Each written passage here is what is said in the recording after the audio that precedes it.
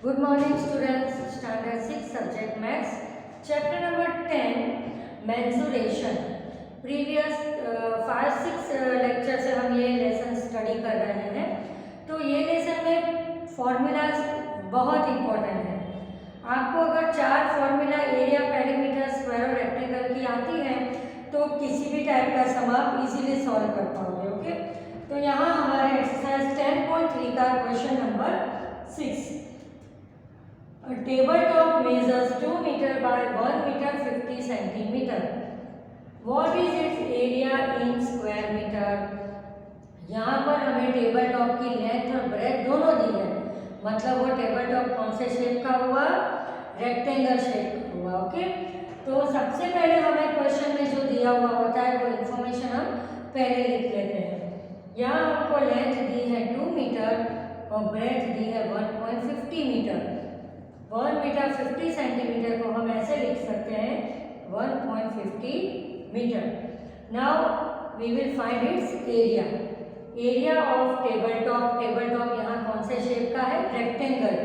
तो उसकी फॉर्मूला है L into B, where L is 2 meter and B is 1.50 meter. तो यहाँ हम स्क्वायर मीटर लिखेंगे। अब यहाँ पॉइंट 100 की प्लेस पर है, जिसको रिमूव करके हम नीचे 100 लिखेंगे, इसका रिड्यूस फॉर्म करेंगे तो हमारा आंसर आएगा 3 square metre. Okay, now we will start exercise 7।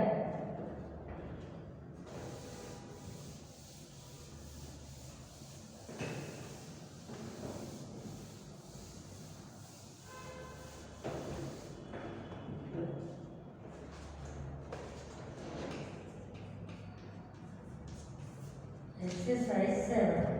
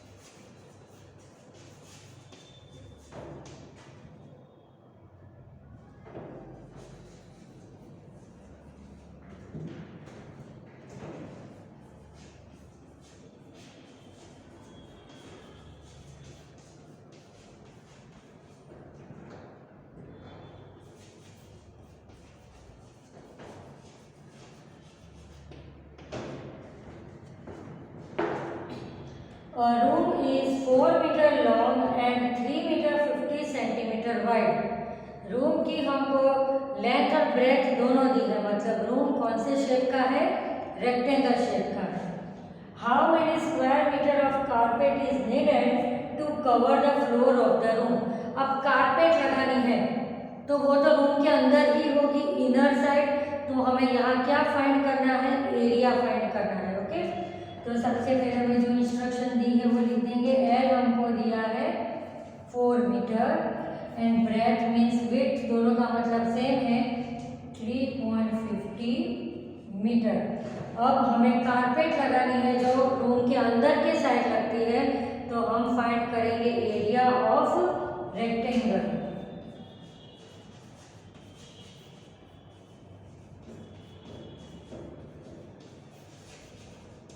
L into B.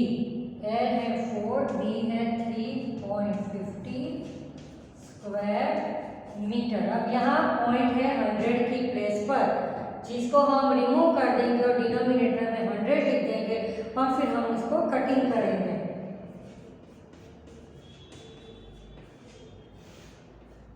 100 0 0 cut, 2 2 जा 5 2 जा 5 7 जा, तो 2 7 जा 14 square metre.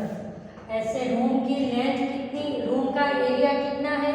14 square metre. Okay, इस तरह से हमें लेंथ और ब्रेथ दी हुई है।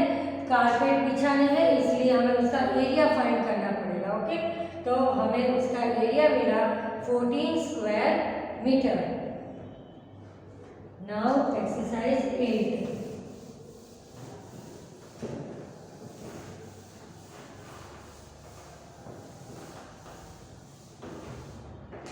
एक्सरसाइज 8।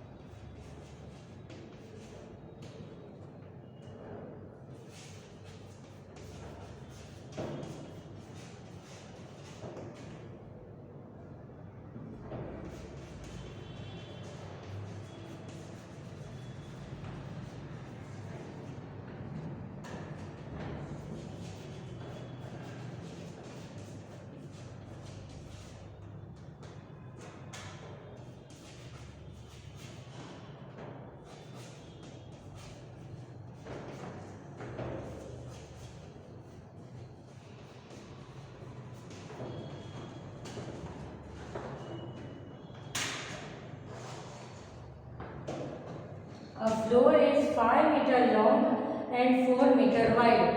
मतलब फ्लोर का शेप कौन सा है? Rectangle. A square carpet of 3 meter laid on the floor. 3 metre length वाली कारपेट हमें वहां पर बिछानी है. Find the area at the floor that is not carpeted. तो हमें यहाँ पर कैसा फाइंड करना है कि पहले हम रूम का एरिया फाइंड करेंगे, फिर कारपेट का एरिया फाइंड करेंगे और फिर नॉट कारपेटेड एरिया के लिए हम रूम के एरिया में से कारपेट का एरिया माइनस करेंगे। ओके, तो यहाँ 2 बार हमें कैलकुलेशन करना पड़ेगा। सबसे पहले हम फ्लोर का एरिया फाइंड करेंगे, तो इधर हम लिखते हैं फ्लोर और इधर हम लिखते हैं कारपेट। फ्लोर है रेक्टेंगल क्योंकि हमको लेंथ और ब्रेथ दी हुई है। ओके, तो एल है 5 मीटर एंड ब्रेथ है 4 मीटर। तो पहले हम फ्लोर का एरिया फाइंड करते हैं। Area of floor is equal to L into B is equal to 5 into 4 square metre. 5 4 20 square metre. Okay, floor का एरिया है 20 स्क्वायर मीटर। अब हम कारपेट का एरिया फाइंड करेंगे जिसमें हमको लेंथ दी है 3 metre. Okay, area of square carpet L into L 3 into 3 square metre, तो 9 square metre. Okay, total room का एरिया है 20 स्क्वायर मीटर, कारपेट का एरिया है 9 स्क्वायर मीटर। तो ऐसा एरिया बताना है कि जिसमें कारपेट नहीं आएगी, तो ये 20 में से 9 माइनस कर देंगे, उतने एरिया में कारपेट नहीं आएगी। ओके, अब हम यहाँ लिखेंगे not carpeted area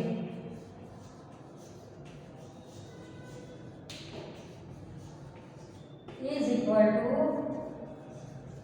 area of floor minus area of carpet is equal to 20 square metre minus 9 square metre is equal to 11 square metre. Okay, answer आया 11 square metre. 11 square metre area बिना carpet का रहेगा। Okay, फिर से पूरा question समझा दूँ। यहाँ 2 चीज़ों की बात हो रही है, फ्लोर और कारपेट की। तो फ्लोर रेक्टेंगल है क्योंकि उसकी लेंथ और ब्रेथ हमको दी हुई है। तो हमने फ्लोर का एरिया फाइंड किया 20 स्क्वायर मीटर, फिर हमने कारपेट का एरिया फाइंड किया 9 स्क्वायर मीटर। अब 20 स्क्वायर मीटर के रूम में 9 स्क्वायर मीटर की हमने कारपेट बिछा दी, तो उसका रिमेनिंग एरिया कौन सा रहेगा? तो 20 में से 9 माइनस करेंगे तो 11 स्क्वायर मीटर एरिया कैसा रहेगा कि नॉट कारपेटेड एरिया। ओके, समझोगे तो बहुत इजी लगेगा। Now exercise 9।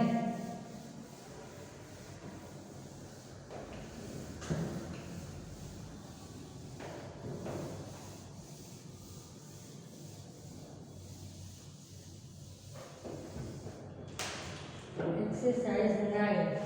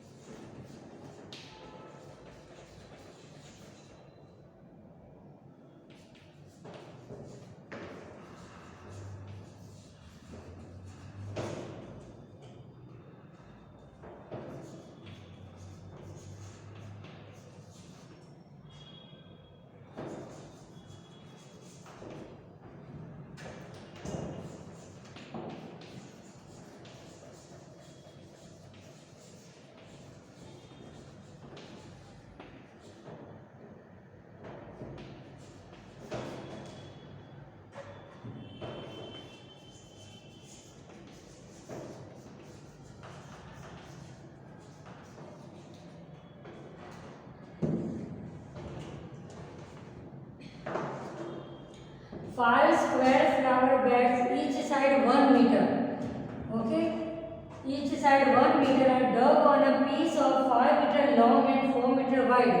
यहाँ भी दो चीजें दी है, स्क्वायर और रेक्टेंगल। तो 5 स्क्वायर फ्लावर्स हम की बेड हमें लगानी है, तो पहले हम एरिया ऑफ स्क्वायर यहाँ लिख देंगे स्क्वायर, और यहाँ पर rectangle piece, rectangle piece. Okay, अब स्क्वायर के लिए लेंथ हमको दी है 1 मीटर पर 1 मीटर। ओके, तो area of square is equal to L into L, therefore 1 into 1 square metre is equal to 1 square metre पर ऐसे कितने 5 स्क्वायर फ्लावर बेड है, 5 square flower bed, therefore 5 into 1 square meter is equal to 5 square meter। अगर एक square का area 1 metre हुआ तो 5 square का एरिया होगा 5 मीटर। ओके, अब हम यहाँ रेक्टेंगल के लिए फाइंड करेंगे। तो रेक्टेंगल के लिए हमें क्या दिया है, लेंथ दी है 5 मीटर और ब्रेथ दी है 4 मीटर। तो area of rectangle is equal to L into B, 5 into 4 square metre 20 square metre. अब देखो 20 स्क्वायर मीटर टोटल एरिया है जिसमें हमें 5 स्क्वायर मीटर एरिया यूज करना है, तो रिमेनिंग कितना रहेगा, तो माइनस कर देंगे। तो remaining part of the land is equal to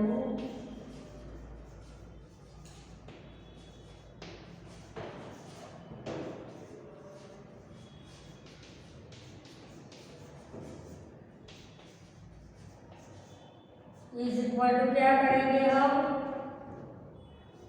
area of rectangle minus area of square. तो कितना था 20 स्क्वायर मीटर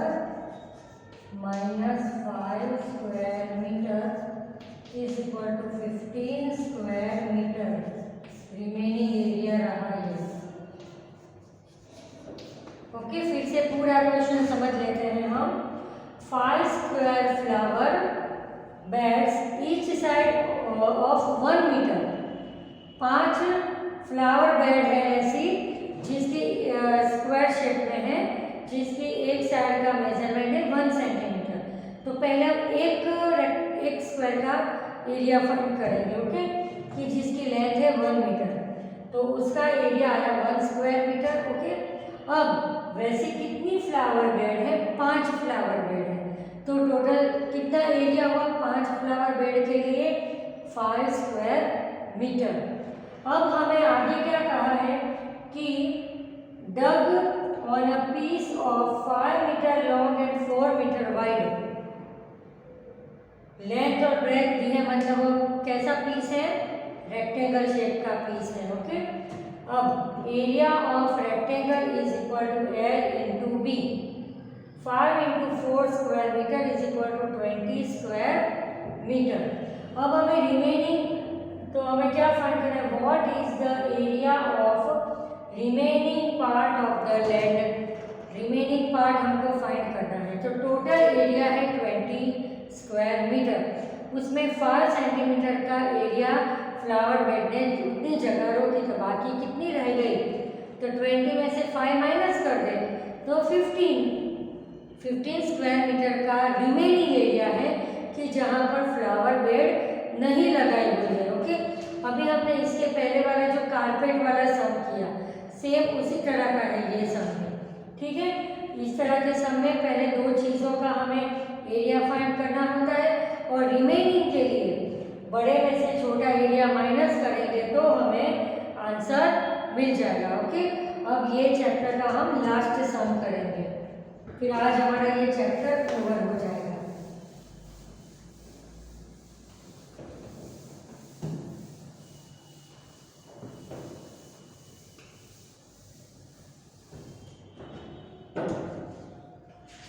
अब 2 फिगर वाले सम्स हम नहीं कर रहे हैं, डायरेक्ट एक्सरसाइज 12 में स्टार्ट कर रहे हैं। लास्ट सम है, मोस्ट ऑफ सभी मेथड के सम्स हो गए हमारे।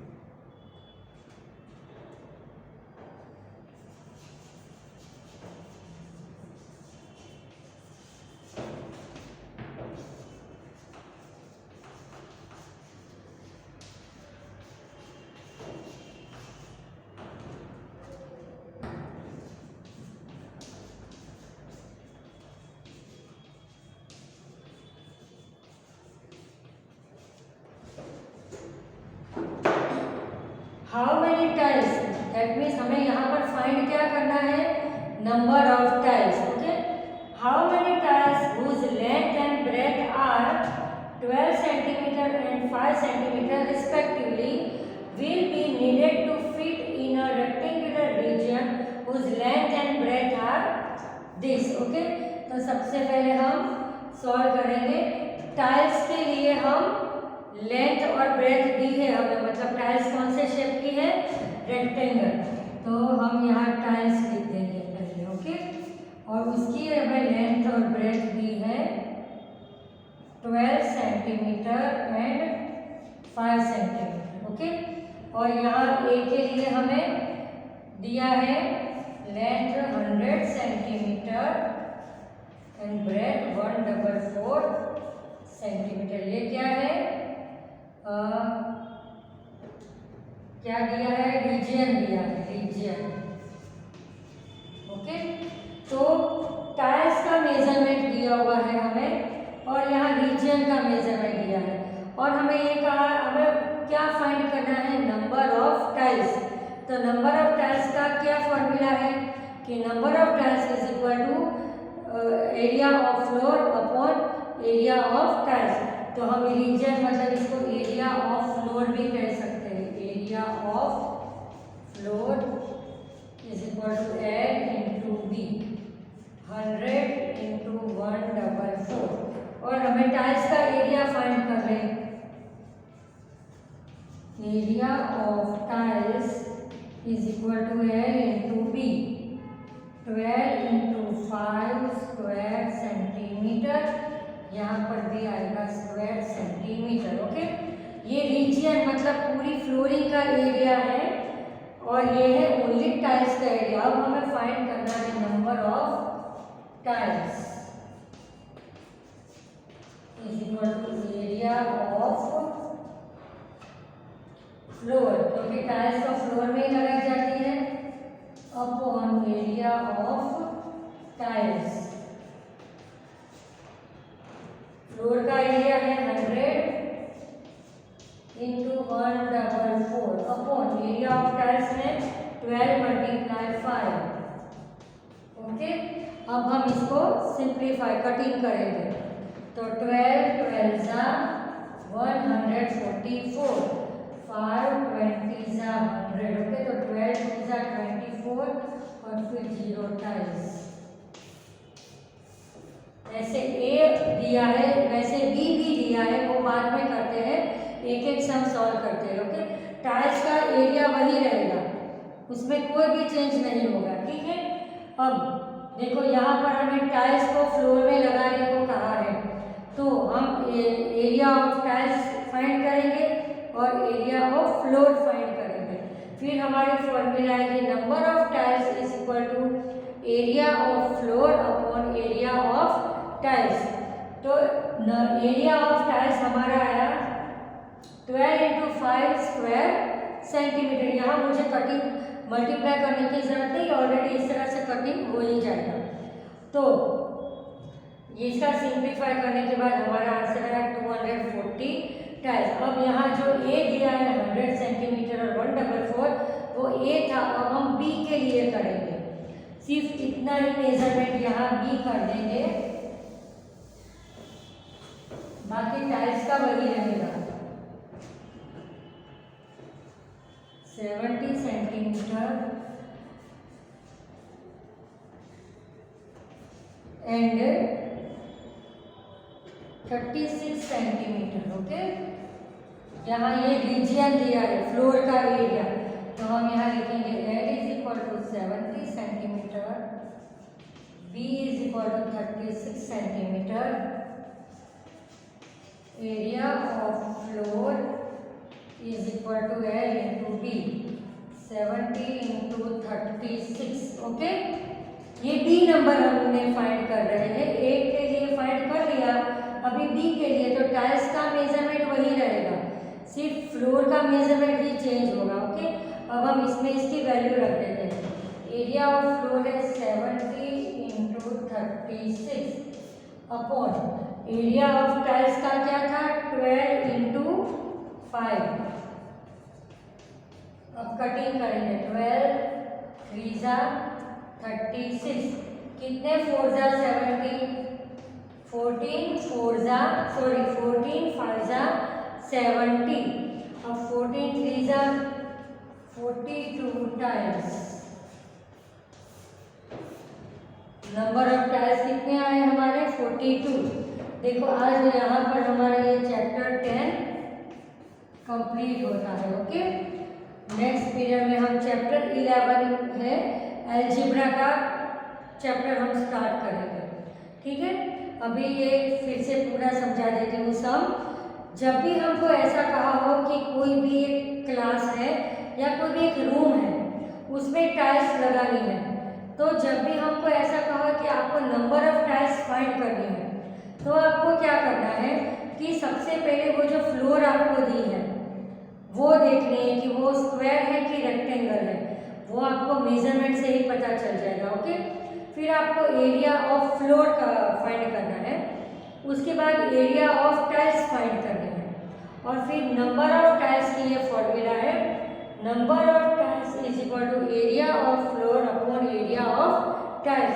फिर इस तरह से कटिंग कर देंगे, उसको रिड्यूस फॉर्म कर देंगे, तो जो नंबर आएगा वो हो गया नंबर ऑफ टाइल्स। ओके, तो ये चैप्टर में मेन फॉर्मूलाज खास आपको याद रखने हैं एरिया और पेरीमीटर की।